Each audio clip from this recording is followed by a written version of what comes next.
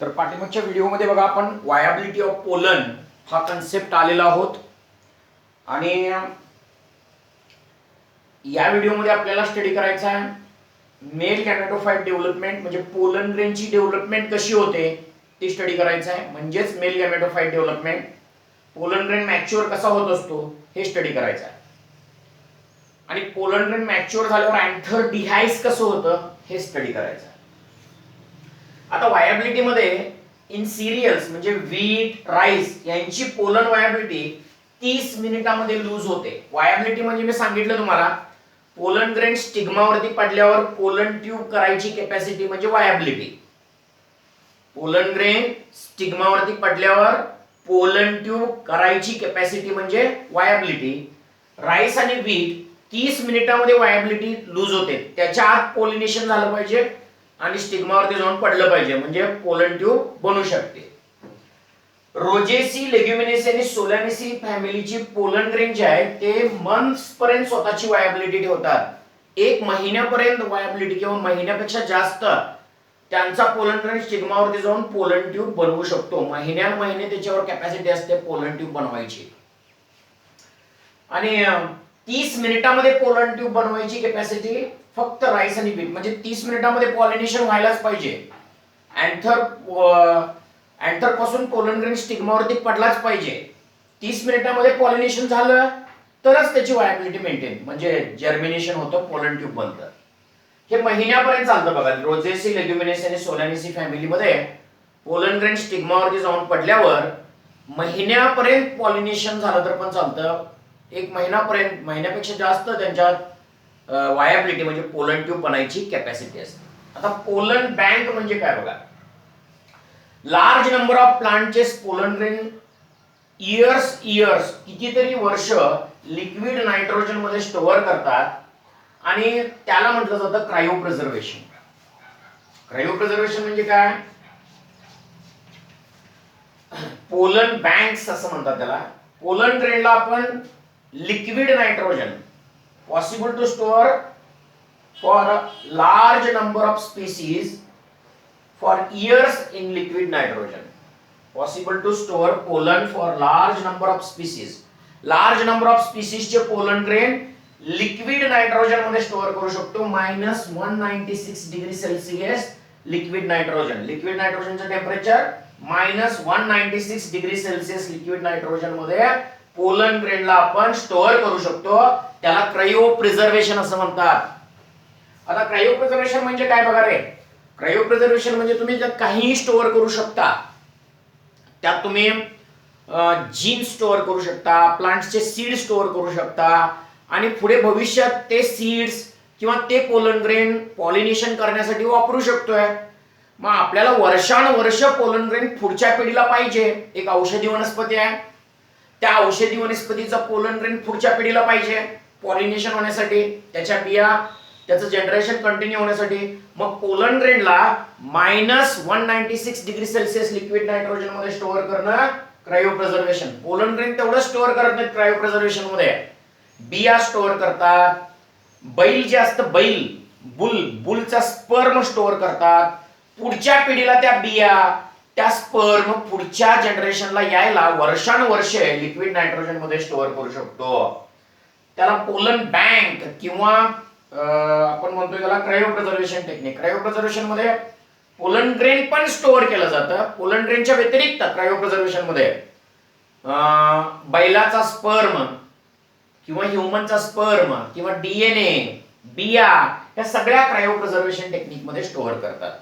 कुठलंही प्लांटचं मटेरियल पुढच्या पिढीला पाहिजे असेल तर -196 डिग्री सेल्सिअस लिक्विड नायट्रोजन मध्ये त्याला स्टोअर करणं म्हणजे क्रायोप्रिझर्वेशन असं म्हणतात. तसं पोलन ग्रेन पण स्टोअर केलं जातं मग त्याला पोलन बँक्स असं म्हणतात आणि हे पोलन ग्रेन पुढच्या प्लांटसाठी वापरले जातात. भविष्यात ते प्लांटसाठी वापरले जातात. इथपर्यंत आपण स्टडी केलं पोलनची वायबिलिटी. वायबिलिटी म्हणजे मी सांगितलं तुम्हाला पोलन ग्रेन स्टिग्मावरती जाऊन पडल्यावर पोलन ट्यूब बनवायच्या कॅपॅसिटीला वायबिलिटी असं म्हणतात. पोलन ग्रेन स्टिग्मावरती जाऊन पडल्यावर पोलन ट्यूब बनवायच्या कॅपॅसिटीला वायबिलिटी. राईस 30 मिनिटांमध्ये त्याची पोलन ट्यूब बनवायची कॅपॅसिटी जाते. त्याची वायबिलिटी फक्त 30 मिनिटांमध्ये असते गहू आणि राईस मध्ये. आणि या प्लांट्स मध्ये मंथ्स पर्यंत वायबिलिटी असते.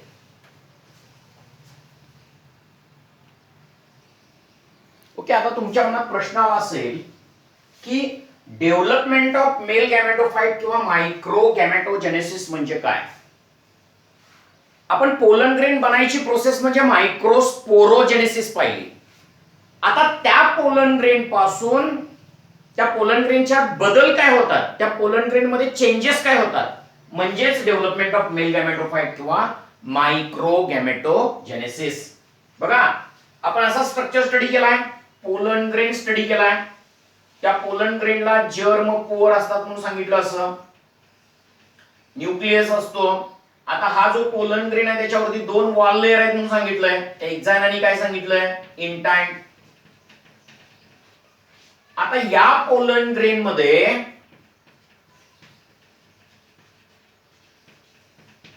सुधारणा होणं, डेव्हलपमेंट होणं इन फ्लॉवरिंग प्लांट, मायक्रोस्पोर किंवा pollen grain is considered as a first cell of male gametophyte. Male gametophyte बनायचा पहिला सेल कोण आहे, पोलन ग्रेन किंवा मायक्रोस्पोर फ्लॉवरिंग प्लांट मध्ये असतं. मग ह्या पोलन ग्रेन पासून कुठला गॅमेटोफाइट बनणार आहे रे, मेल गॅमेटोफाइट बनणार आहे. पोलन ग्रेन पासून मेल गॅमेटोफाइट बनणं म्हणजे डेव्हलपमेंट ऑफ मेल गॅमेटोफाइट किंवा मायक्रो गॅमेटोजेनेसिस.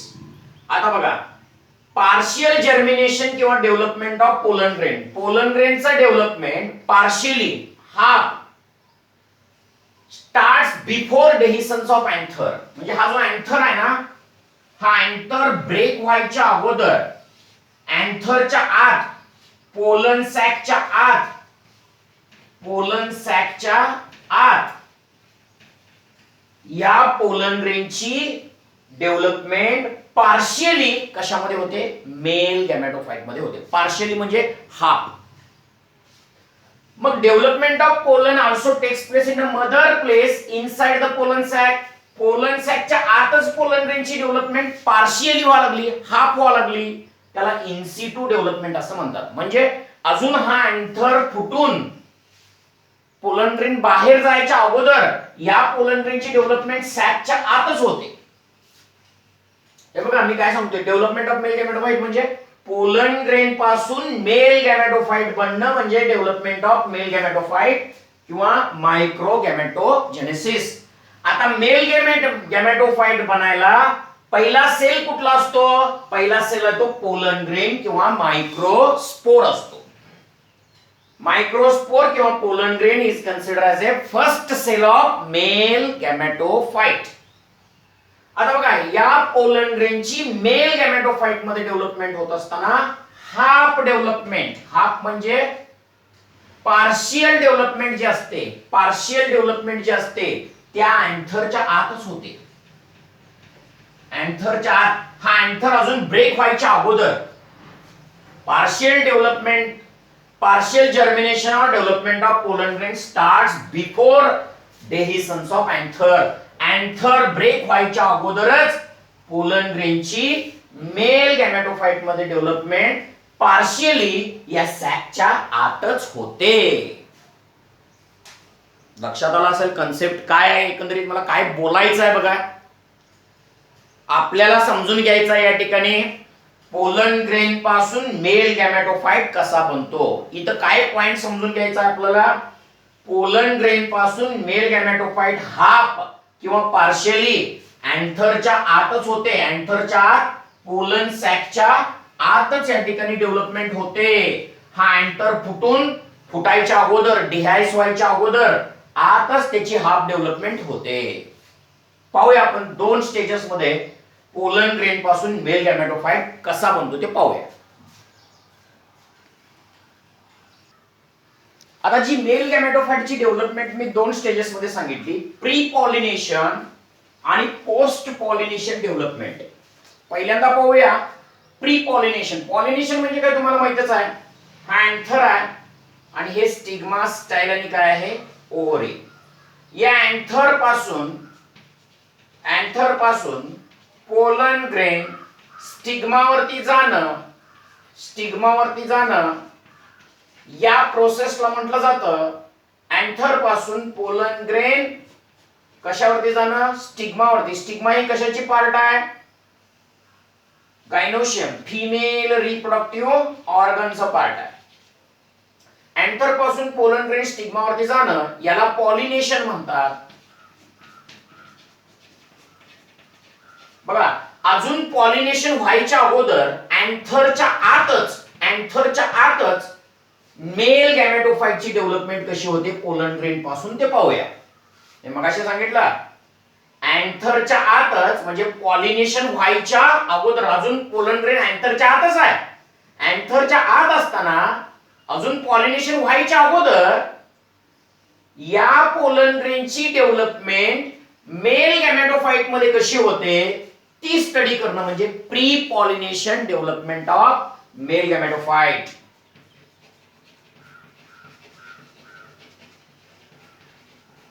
पॉलिनेशन व्हायच्या अगोदर पोलन ग्रेन अँथरच्या आतच असताना त्या पोलन ग्रेन मध्ये काय बदल होतात, पोलन ग्रेन मध्ये काय चेंजेस होतात मेल गॅमेटोफाइट बनताना. कशी डेव्हलपमेंट झाली, पॉलिनेशन व्हायच्या अगोदर अँथरच्या आत म्हणजे पार्शियल डेव्हलपमेंट आहे बघा.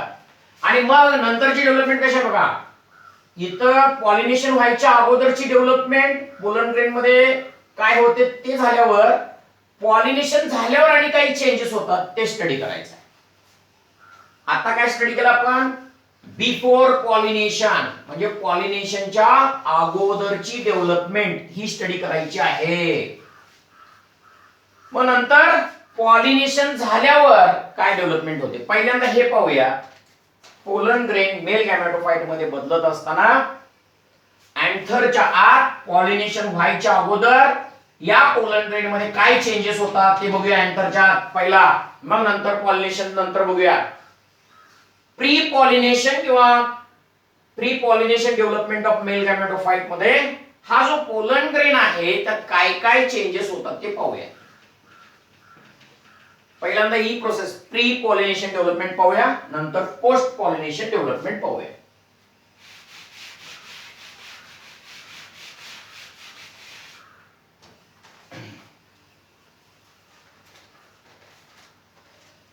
बघा, हा जो न्यूक्लियस आहे पोलन ग्रेनचा न्यूक्लियस जो आहे तो अनइक्वली मायटोसिस डिव्हिजन मध्ये जातो. अनइक्वल मायटोसिस डिव्हिजन मध्ये जाऊन एक न्यूक्लियस लार्जर बनतं आणि एक न्यूक्लियस स्मॉलर बनतं. पोलन ग्रेनचा जो न्यूक्लियस आहे हा अनइक्वल मायटोसिस डिव्हिजन मध्ये जाऊन एक स्मॉलर न्यूक्लियस बनतो आणि एक लार्जर न्यूक्लियस बनतो. बघा, पहिला पॉइंट काय सांगितला मी, प्री पॉलिनेशन डेव्हलपमेंट मध्ये in the beginning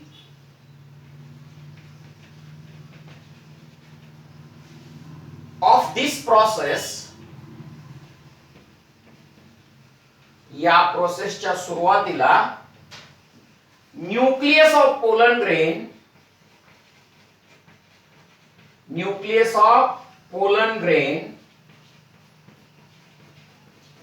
divide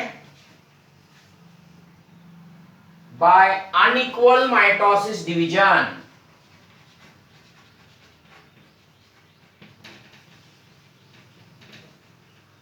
Unequal mitosis division. Unequal mitosis division resulting in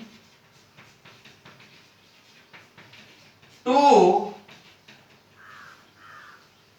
unequal sized nucleus.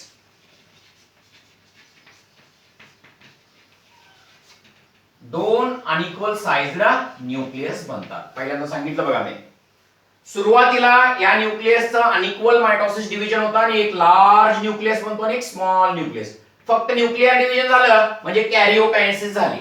नंतर काय होतं बघा, दोन्ही न्यूक्लियसच्या भोवती सायटोप्लाझम सराउंड होतं. दोन्ही न्यूक्लियसच्या भोवती काय सराउंड झालेलं असतं? सायटोप्लाझम सराउंड झालेलं असतं. दोन्ही न्यूक्लियसच्या भोवती सायटोप्लाझम सराउंड झालेलं असतं. सायटोप्लाझम सराउंड झाल्यावर आता न्यूक्लियर डिव्हिजन झाल्यावर सायटोकायनेसिस होतं. पुढे काय होतं बघा, न्यूक्लियर डिव्हिजन झाली की सायटोकायनेसिस पण अनइक्वल होते. म्हणजे असे सायटोप्लाझमचं डिव्हिजन होतं आणि खालच्या बाजूला एक असा सेल बनतो त्याला जनरेटिव्ह सेल म्हणतात आणि वरच्या बाजूला एक सेल बनतो त्याला व्हेजिटेटिव्ह सेल. आता सायटोप्लाझ्मिक डिव्हिजन जी आहे ती पण अनइक्वल होते. एक लार्ज सेल एक स्मॉल सेल बनतात. आता इथं जी प्रोसेस झाली सुरुवातीला ही न्यूक्लियर डिव्हिजन झाली म्हणून कॅरिओकायनेसिस म्हणतात. नंतर काय होतं बघा, न्यूक्लियर डिव्हिजन एक लार्ज न्यूक्लियस एक स्मॉल न्यूक्लियस बनला. आता पुढे काय होतं, दोन्ही न्यूक्लियसच्या भोवती both nuclei surrounded by cytoplasm, दोन्ही न्यूक्लियसच्या भोवती सायटोप्लाझम सराउंड होतं, असं गोळा होतं cytoplasm and it becomes dense. Cytoplasm dense होतं, जास्त होतं म्हणजे डेन्स होतं. आणि then followed by unequal cytokinesis.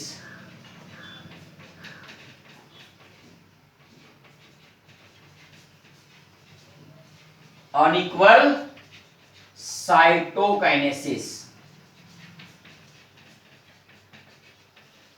म्हणजे सायटोकायनेसिसची प्रोसेस देखील अनइक्वल झाली. न्यूक्लियर डिव्हिजन पण अनइक्वल आहे, एक लार्ज न्यूक्लियस एक small nucleus.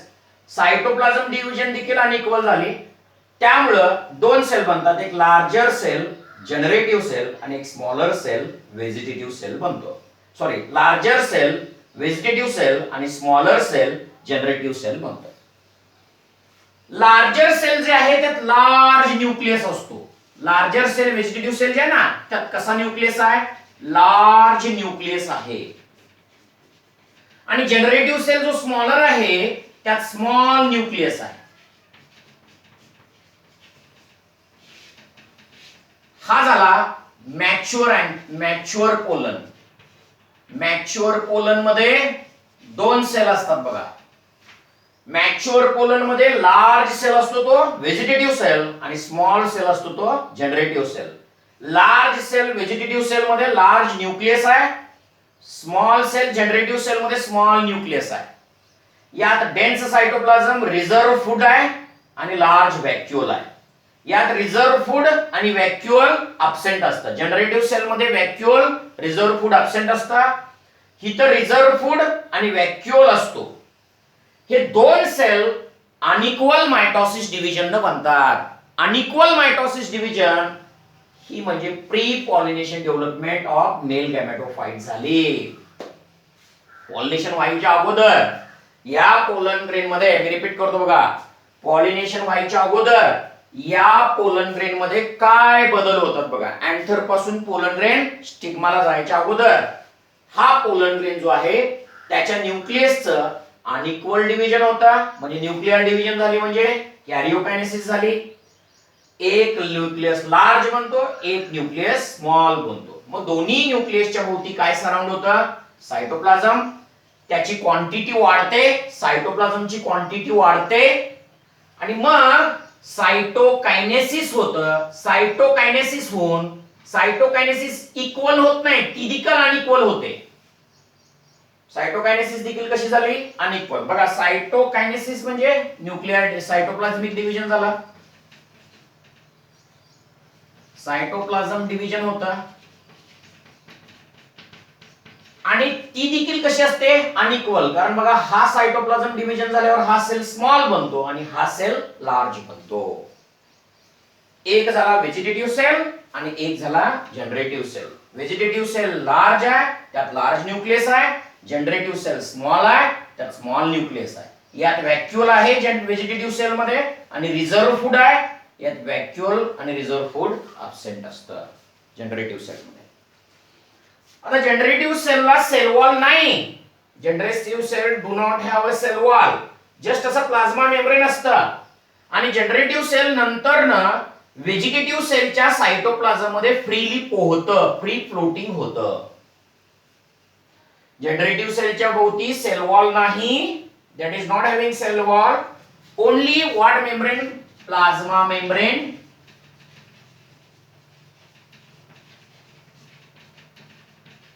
Okay, generative cell is not having cell wall. Later it becomes float into the vegetative cell cytoplasm. Cytoplasm मध्ये float होतं. ही जी development आहे ती डेव्हलपमेंट म्हणजे प्री पॉलिनेशन डेव्हलपमेंट असं म्हणतो. आता पोलन ग्रेनच्या या स्टेज डेव्हलपमेंटला म्हणतात बायसेल्ड स्टेज. बायसेल्ड किती सेल बनले? दोन, व्हेजिटेटिव्ह सेल आणि जनरेटिव्ह सेल. हा मॅच्युअर पोलन ग्रेन, त्यात दोन सेल होतात. आणि हा जो पोलन ग्रेन आहे तो फुल डेव्हलप्ड आहे की partially? Partially developed male gametophyte म्हणतात. नाव the pollen grain is called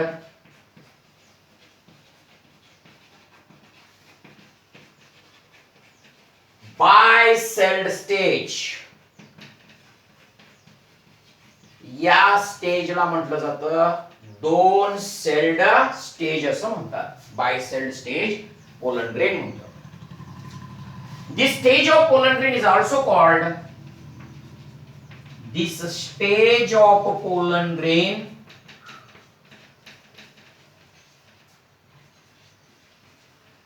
is also called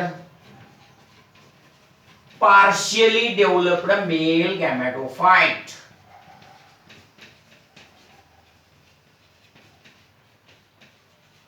Partially developed male gametophyte. Fully नव्हे तर partially, half developed male gametophyte असं म्हणतोय आपण याला.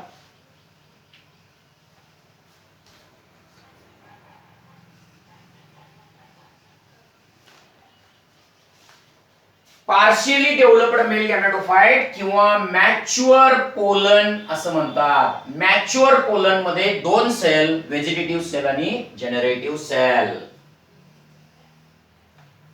आता 60% एंजिओस्पर्म प्लांट मध्ये, 60% एंजिओस्पर्म प्लांट मध्ये पॉलिनेशन हे 2 सेल स्टेज मध्ये होतं. 60% एंजिओस्पर्मिक प्लांट मध्ये पॉलिनेशन हे 2 सेल स्टेज मध्ये होतं. म्हणजे आता हे 2 सेल स्टेज कुठं बनलेला आहे? 2 सेल स्टेज हे अँथरच्या आत बनलेला आहे. अँथरच्या आत बिफोर पॉलिनेशन आहे. मग अँथरहून पोलन ग्रेन स्टिग्मावरती जाणार आहे ना. मग 2 सेल्ड कंडिशन मध्ये 60% एंजिओस्पर्म प्लांट मध्ये पोलन ग्रेन अँथरहून स्टिग्माला जातं आणि 40% एंजिओस्पर्मिक प्लांट मध्ये 3 सेल्ड पोलन ग्रेन अँथरहून स्टिग्माला जातं. बघा तो पॉइंट काय. इथपर्यंत समजलं सगळ्यांना? बघा, आय होप तुम्हाला समजलं असेल. मेल गॅमेटोफाइटची पॉलिनेशन होण्याच्या अगोदरची डेव्हलपमेंट म्हणजे अँथरच्या आत. त्यात अनइक्वल न्यूक्लियस डिव्हिजन होता, अनइक्वल सायटोप्लाझमिक डिव्हिजन होता आणि रिझल्टिंग सेल मध्ये किती सेल बनतात? 2 सेल बनतात, व्हेजिटेटिव्ह सेल आणि जनरेटिव्ह सेल. म्हणजे इथं एक मायटोसिस जी झाली ती मायटोसिस इक्वल डिव्हिजन आहे की अनइक्वल आहे? Unequal mitosis. एक मायटोसिस पॉलिनेशन व्हायच्या अगोदर झाली. बघा, एक मायटोसिस पॉलिनेशन व्हायच्या अगोदर झाली. लक्षात ठेवायचं, पॉलिनेशनच्या अगोदर एक मायटोसिस झाली. मायटोसिस झालं म्हणजे न्यूक्लियस डिव्हिजन आणि सायटोप्लाझम डिव्हिजन होऊन मायटोसिस झाली. एका मायटोसिसनं 2 सेल स्टेज बनलेला आहे. 60% एंजिओस्पर्मिक प्लांट मध्ये अँथर पासून पोलन ग्रेन किती सेल कंडिशन मध्ये जातं? 2 सेल, व्हेजिटेटिव्ह सेल आणि जनरेटिव्ह सेल. 60% एंजिओस्पर्मिक प्लांट मध्ये. आणि 40% एंजिओस्पर्मिक प्लांट मध्ये अँथर पासून पोलन ग्रेन स्टिग्माला जाताना म्हणजे पॉलिनेशन होताना किती सेल कंडिशन मध्ये जातं? 3 सेल कंडिशन मध्ये जातं. हे किती सेल झालं? 3 सेल स्टेज. 40% एंजिओस्पर्मिक प्लांट मध्ये अँथर पासून पोलन ग्रेन जाताना 3 सेल कंडिशन मध्ये जातात आणि 60% एंजिओस्पर्मिक प्लांट अँथर पासून स्टिग्माला म्हणजे पॉलिनेशन होताना टू सेल्ड कंडिशन मध्ये जातं. आता काही एंजिओस्पर्म मध्ये म्हणजे 40% एंजिओस्पर्मिक प्लांट मध्ये अँथर पासून पोलन ग्रेन स्टिग्माला जाताना 3 सेल कंडिशन मध्ये चालला. तिसरा सेल आला कुठून? हा जो जनरेटिव्ह सेल आहे ना, त्या जनरेटिव्ह सेलचंच डिव्हिजन होतं आणि 2 सेल होतात.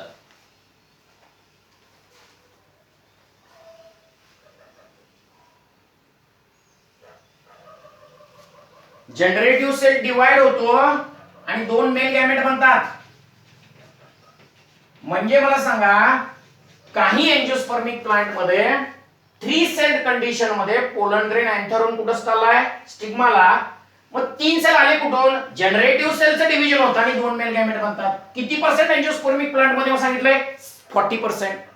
बरं, मेजॉरिटी 60% एंजिओस्पर्मिक प्लांट मध्ये पोलन ग्रेन अँथरहून स्टिग्माला जाताना किती सेल्ड कंडिशन मध्ये चाललंय? 2 सेल्ड कंडिशन मध्ये चाललंय. आता बघा, ही पॉलिनेशन व्हायच्या अगोदरची इव्हेंट आहे. ही डेव्हलपमेंट जी आहे ती एंडोस्पोरिक डेव्हलपमेंट आहे. म्हणजे पोलन सॅकच्या आत हा 2 सेल्ड पोलन ग्रेन बनतो. अँथरच्या आत, पोलन सॅकच्या आत, मायक्रोस्पोरेंजियमच्या आत 2 सेल्ड पोलन ग्रेन बनतो. म्हणजे endosporic development of pollen grain. Endosporic development of pollen grain. का? Before pollination, inside the pollen sac, inside the microsporangium, 2-celled pollen grain is formed. Hence it is endosporic development.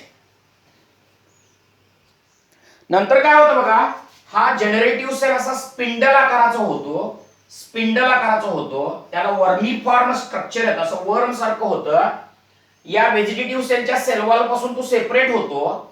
हा vegetative sale आहे ना, त्याच्या sale wall पासून हा separate होतो आणि vegetative सेलच्या सेल वॉल पासून सेपरेट होतो आणि व्हेजिटेटिव्ह सेलच्या सायटोप्लाझम मध्ये तो फ्लोट होतो.